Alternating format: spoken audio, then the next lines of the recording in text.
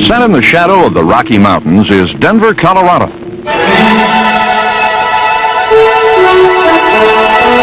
It is the home of one of the National Football League's finest teams, the Denver Broncos.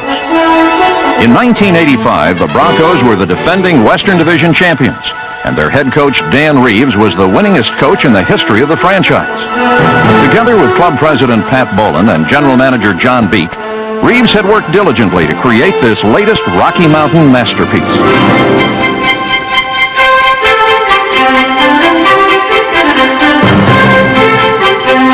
Denver recorded its 120th consecutive sellout as the Broncos attacked 1985 with the confidence of a champion. Unfortunately, this season, the Broncos weren't a team of destiny. However, they certainly were a team of daring and drama. And for Pat Bowlen, the rest of the Bronco organization and fans, 1985 was a season of miracle makers and heartbreakers.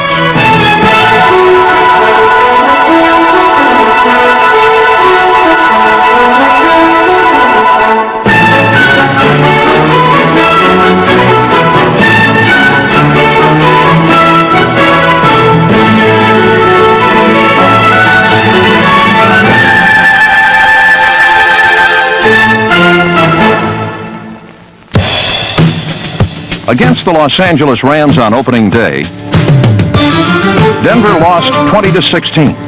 And 3 weeks later against Miami, they let an early lead slip away to the elusive Dolphins, losing 30-26.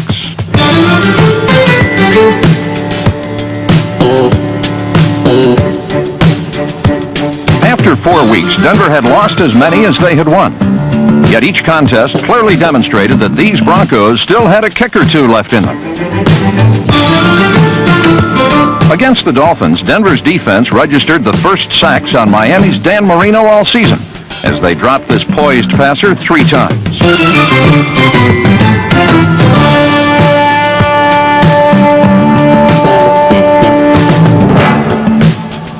Even in defeat, these Broncos never lost their poise. And wins over Atlanta and New Orleans proved that Denver could still beat the teams they were supposed to beat.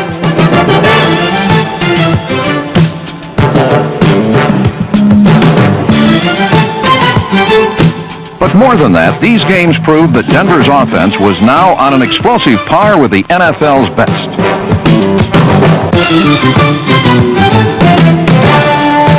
The Broncos were averaging 30 points a game, results that began up front in the offensive line. Tackles Dave Studdard, number 70, Ken Lanier, Winford Hood, guards Keith Bishop, Paul Howard, Mark Cooper, and center Billy Bryan formed a punishing barrier between themselves and quarterback John Elway, allowing the Broncos offense to take wing.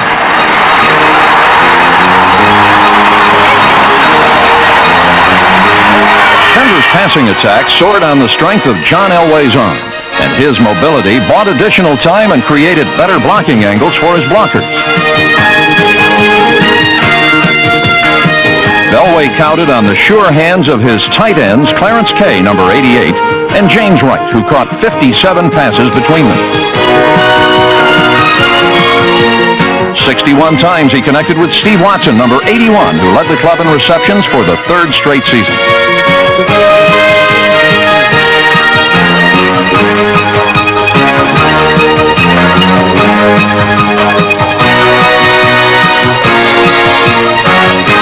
Rookie wideout Vance Johnson, number 82, was second in receiving with 51 receptions.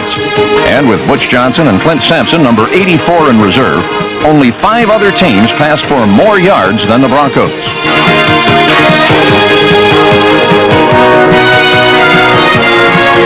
Throughout 1985, the Broncos found many interesting ways to advance the football through the air.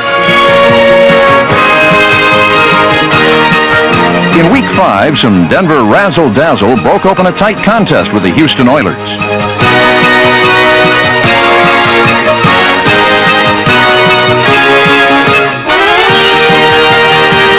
The Broncos pulled away to a 31-20 victory, and with a record of 3-2, the winning was just beginning in Denver.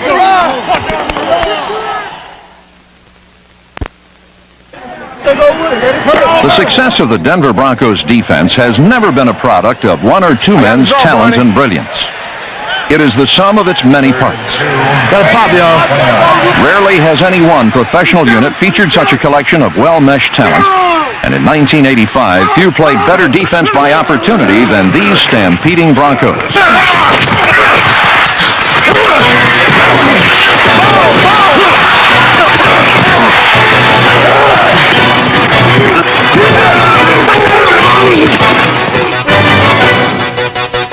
The Broncos defense, cooked up by assistant head coach Joe Collier, is as aggressive as it is difficult for opponents to figure out.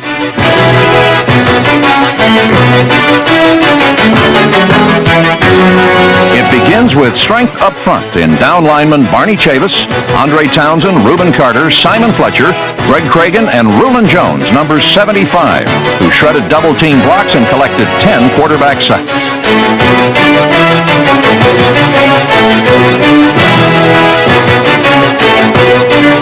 Jones earned a trip to the Pro Bowl, as did Carl Mecklenburg, number 77, who was part linebacker and part defensive lineman. Starting only the last 9 games, this former 12th round draft choice posted 13 sacks, the 4th highest total in the AFC.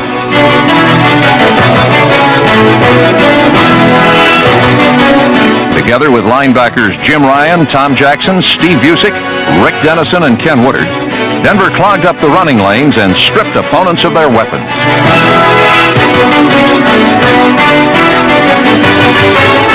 Denver's defensive backs were just as aggressive. Dennis Smith, number 49, played strong safety, but he hit like a linebacker. Smith and the rest believed that the football was the property of the man holding it at the end of the play, not the beginning. Cornerback Mike Harden, number 31, led the team in interceptions. And free safety Steve Foley was tied for second with cornerback Louis Wright, number 20.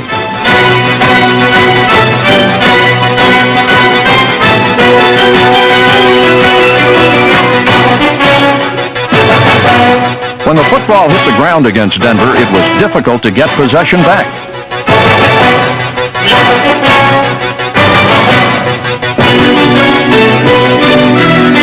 After beating the Indianapolis Colts, Denver shook down the Seattle Seahawks in a defensive struggle that wasn't decided until overtime.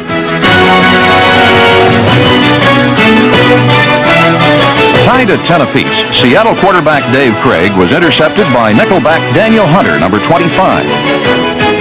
It was the Broncos' 3rd interception of the day and gave kicker Rich Carlos the opportunity to win the game. We are tied in overtime, 10-10. Carlos to attempt a field goal, that would win it. The snap, the ball is down, the kick by Carlos. It's good and the Broncos win. Denver 13, Seattle 10. Once again, Denver's special teams had delivered when it counted.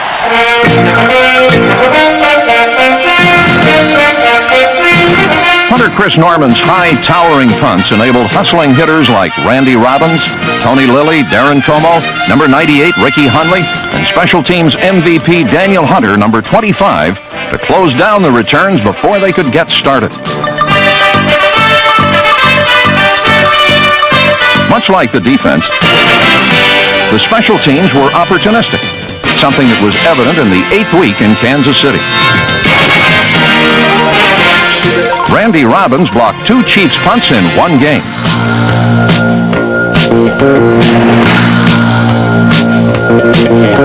The subsequent field position set up 2 Gerald Wilhite touchdown runs that followed the blocks of Gene Lang, number 33.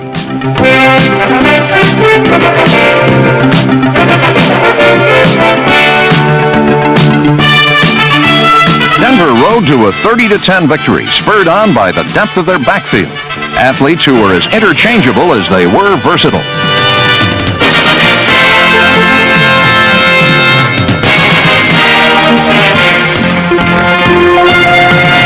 Sammy Winder, number 23, led the club in rushing and touchdowns.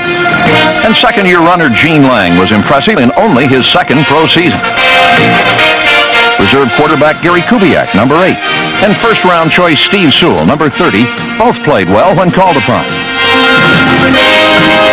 Denver's depth often allowed them to gamble on offense, and their offense was most effective when it was most daring. After a Week 9 loss to the Chargers, head coach Dan Reeves and his staff pulled out all the stops on a frigid Monday night against the defending world champion San Francisco 49ers.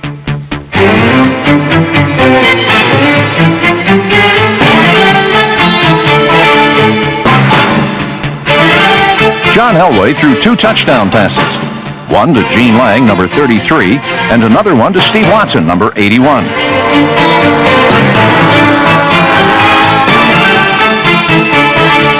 Denver had embraced its opportunities. Now, with 1st and 4 at the Bronco goal line, it was San Francisco's turn to try.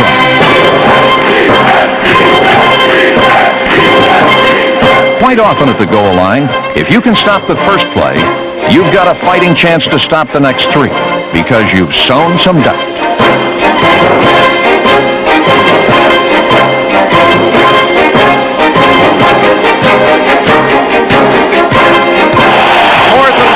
They pitch to Craig. He cuts. He is knocked down short of the goal line. Broncos have held.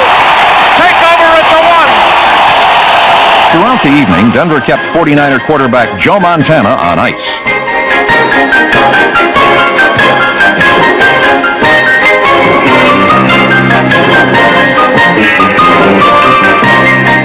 However, when San Francisco finally warmed up and took the lead with barely 3 minutes to play, John Elway responded by driving Denver 63 yards and gave kicker Rich Karlis the opportunity to win the game. Denver won it 17-16, and with a record of 7-3, they were on the road to another Western Division title. However, one breakdown during their final 6 games would turn these miracle makers into heartbreakers.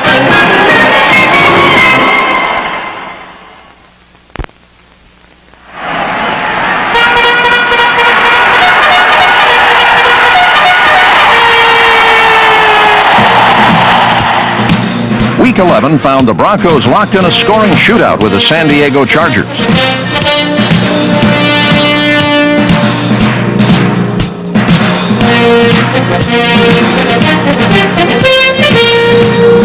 Dan Fouts and John Elway traded scoring passes, and Gene Lang followed playbook-perfect blocking for another score as the game was tied at the end of regulation time. Denver's fate would be decided in overtime for the second of 4 times in 1985, and only a great effort by Dennis Smith and Louis Wright kept the Broncos alive. However, after blocking 1 field goal and then losing it because a timeout had been called, the Broncos needed one more miracle. 10:36 left in sudden death overtime. If Thomas makes it, the Chargers win. Tied in overtime at 24. Ball is down. Thomas's kick is blocked. Picked up on the run. Here comes Louis Wright. They won't catch him. To the 20. Into the 15. Score. Broncos block the field goal, run it back and win. Dennis Smith got in. The Broncos get the block. And Louis Wright is mobbed as he goes through the end zone. Let the crowd tell you the story. They start yelling, Louis, Louis, as he comes back, mobbed, back out on the field.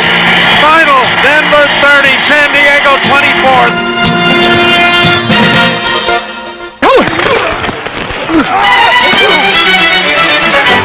2 weeks later in Pittsburgh, the Broncos would be miracle makers once more.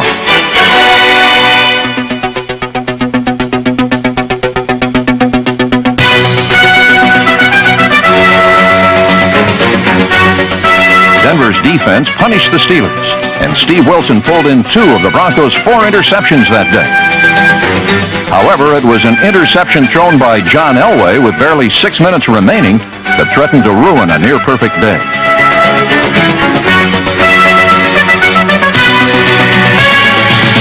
Most quarterbacks who had just thrown the lead away would have been unnerved, but not John Elway. Stepping around the pressure and using his many skills, Number 7 used only 6 plays in 3 minutes to show why he was one of the NFL's most exciting quarterbacks in 1985.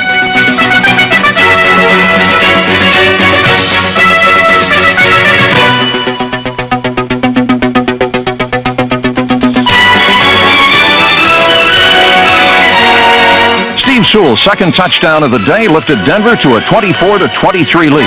And then Mike Harden made it final.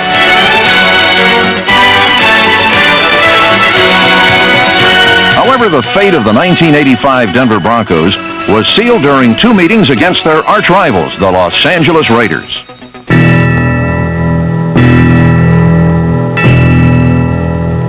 The Broncos' inability to contain Marcus Allen led to a 31-28 overtime loss in the Coliseum in Week 12.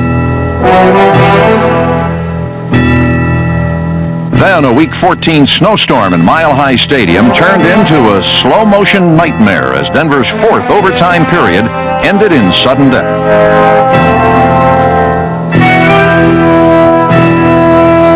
Denver's playoff hopes were suddenly out of their own hands, and these miracle makers were looking more like heartbreakers.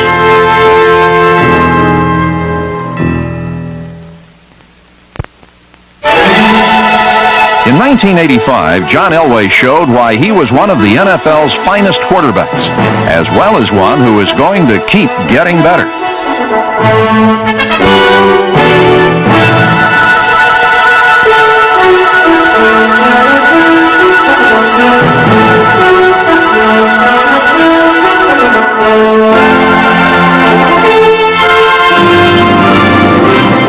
Throughout the season, Elway brought havoc against opponents with his arm and his legs. Number 7 was Denver's Houdini with a rifle, who escaped often enough and shot straight enough to keep the Bronco offense moving goalward.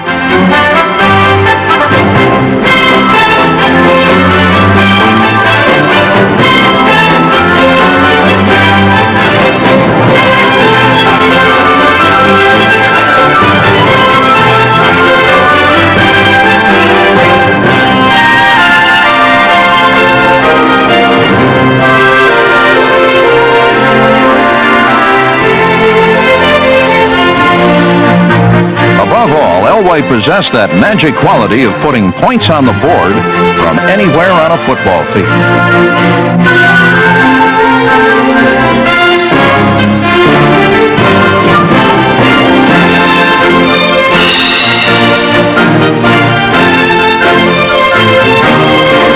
However, Elway's greatness was often most evident on his worst days. Against the Kansas City Chiefs in Week 15, he threw 5 interceptions.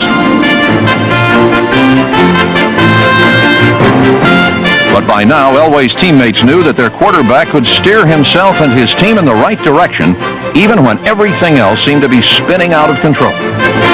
Trailing by only 6 points at 13-7, Elway had barely a minute to play, and Bronco fans were thoroughly familiar with his penchant for saving lost causes.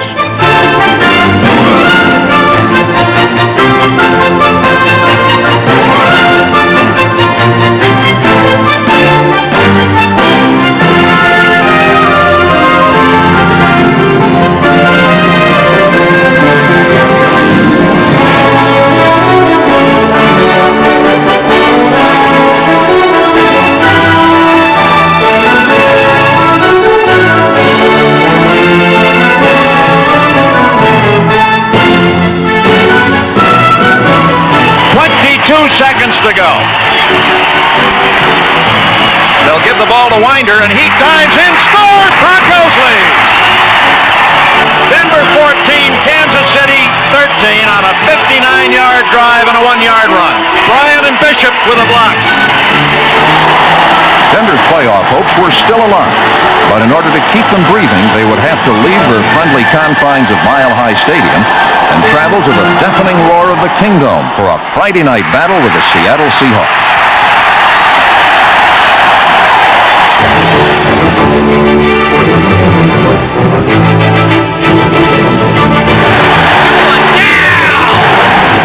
Denver quickly got into trouble.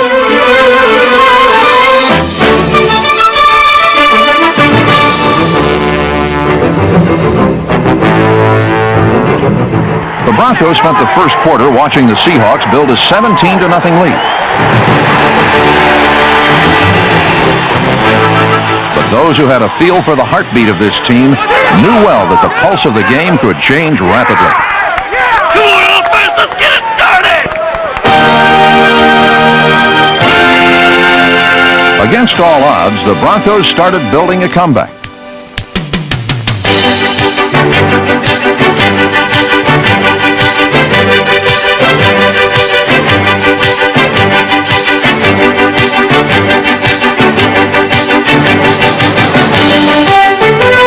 Denver's defense shut down the Seahawks in the second half. And John Elway passed for 435 yards by using unconventional targets like guard Mark Cooper, number 63, and more conventional receivers like Clint Sampson, who made unconventional catches.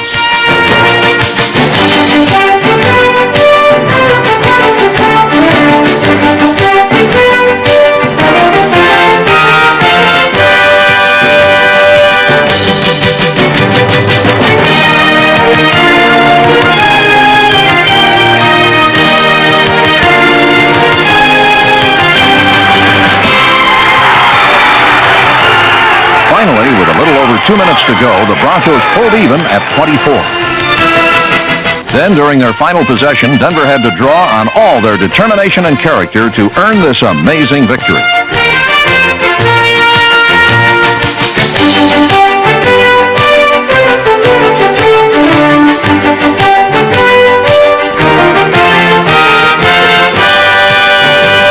With no guarantees, on this drive, Denver accomplished everything asked of them to make the playoffs. Yet when it was over, 4 other teams with inferior records were bound for postseason play instead of the Broncos, who finished with a record of 11-5. 24-24 tie. Kubiak will hold it. Broncos trying to get the lead for the first time in the game. Ball is down. Carlos's kick on the way. It is long enough, and it is good. The Broncos lead 27-20. Though 1985 ended short of a much-deserved playoff berth, there was pride in knowing that these miracle makers and heartbreakers had never quit. The talent and character they showed in the face of one of the NFL's toughest schedules promises even greater glories for the Denver Broncos in the years to come.